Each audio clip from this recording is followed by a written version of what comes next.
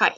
Today I'm going to show you how to create a relief book cover using ceramic tiles and hand building techniques.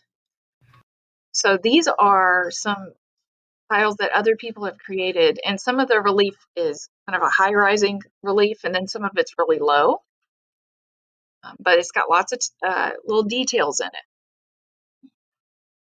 And you can find more of these on the internet.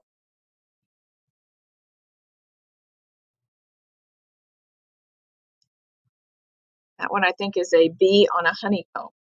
So what we're going to do is we're going to have to wedge clay to begin this, just to make sure that clay doesn't have any air bubbles in it, and also to make it a little bit more compact. There's just some little tricks to making the clay compact too that I'm going to show you as we go along. So I'm going to use there I am wedging. Sorry, it's a little bouncy. But you can see when I wedge, I don't flatten it all the way out. And then what I'm doing right now is I'm creating like a 6-inch space so that when I put it on this slab roller, it'll be the right length so that it'll not be too skinny. And so I'm looking at, I think I measured mine at 6 inches by 6 inches. And here I'm cutting it up so it's a little bit more manageable. Now I'm going to take a credit card. You can nib as well. I'm going to go over top of the slab like that. You guys have probably done that before, so that creates a lot more sturdy building area. And you're going to do that in both spots. And then that is a 6 by 6 square, but you could also use 5 by 5. Sorry about my elbow.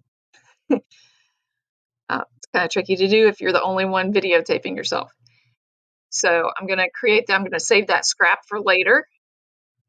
I'm going to put that on top of a styrofoam board for safety. I'm going to do the exact thing over here. I don't usually move that fast, but yeah. So you take all of those little pieces, put them over there. We've got another 6 inch. Now, what we're going to do with that is we're going to save those because we have a sculpture project coming up, and also have to build onto this. So we're going to wedge it, make sure you wedge it, otherwise it could harden between the air pockets, and add water and wedge more, and then store it away really tight inside a plastic bag. And speaking of that, we don't want the back part of ours to dry out. So we're going to keep that in a bag while we work on this one. So my idea was to make it look like I have some pencils on top of this and a piece of paper, and that one of the pencils is tearing through the. So I'm trying to figure out how to make that look. So you have to kind of get creative with what you want to do. That top corner is going to be the corner of my paper that I want. Now I'm adding slip. The reason it's a different color is just a different manufacturer. It's the same way. When it fires the exact same color. And so I'm going to have up in that top a little pencil that has an eraser, and then now you're seeing me add the piece on top, so it looks like a torn piece. I'm going to play around a little bit with how that looks and how that lays. I'm not going to get too picky yet. I'm trying to get the basic form right now. Kind of trying to imagine what would it look like if this piece of paper tore and then it's laying on top of this tile. So I'm just kind of getting my area so I can build. And I just keep reworking it. It's kind of like a drawing. At first, it's not going to be perfect. You're going to have a lot worse. A lot of the are like everything's not going to be perfect right off the rip. Like you're going to have to keep reworking it. And that's exactly how you do a drawing. So you can see that that first shape that I created, I've probably changed it a couple of times. And there I took off too much. So I'm just not going to freak out. I'm just going to add more moist clay to it and continue to build and hone that area. And here I noticed that the pencil that I was on didn't match up to the other end. So I'm trying to make the sizing correct so it makes sense. Because I'm trying to create the illusion that that is going to rip through that paper. And right now it's really hard to figure out, okay, how's that going to work? How's that going to look? By the end of the video, it won't be perfect, but it'll be to the point where you can kind of see where it's going.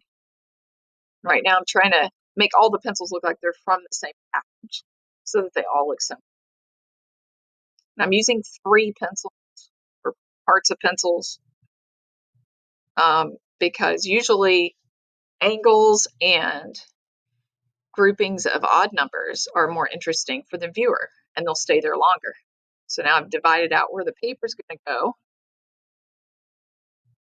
And then right now I'm going to pause that for a minute. So what I'm doing right now is I wanted to wait because that slab right now is so wet. Every time I carved it, changed it, and it made the edge almost tear and move. So I was getting frustrated with it a little bit. So what I thought is this is going to be much better once it dries a little bit and becomes a little bit more leather hard. So I was going to let it become leather hard overnight, and I'm going to kind of wrap it up. I'll show you how I'll wrap it up here in a second. So that then I can take those loop tools you saw me working with, I can take those and kind of carve in, and they'll create a better edge because right now it's like a smeared, torn edge. So I've got the basic framework. That's what the goal is. Get the basic framework and the height you want of things. And if something's too high up, that's okay because you can carve back down into it. But the basics down, and then you can always build on top. But when it's leather hard, it's going to be a lot easier to work with. And I also want it to get almost leather hard, but not quite, because I want to put a texture into that background. And I want to put some different kinds of texture on the pencils. And then you can see that I've got my slip container there. The reason those two are different colors is just a different manufacturer. It's no big deal. It's the same kind of clay. And I put water in and I put all my little scraps in there, and I'm going to stir it up because later on when that's leather hard, I need a little bit more adhesive than just water to be able to connect those spots. So if I use slip, it's going to be kind of a nice glue. So I could use slipping and scoring to be able to get that to stick together.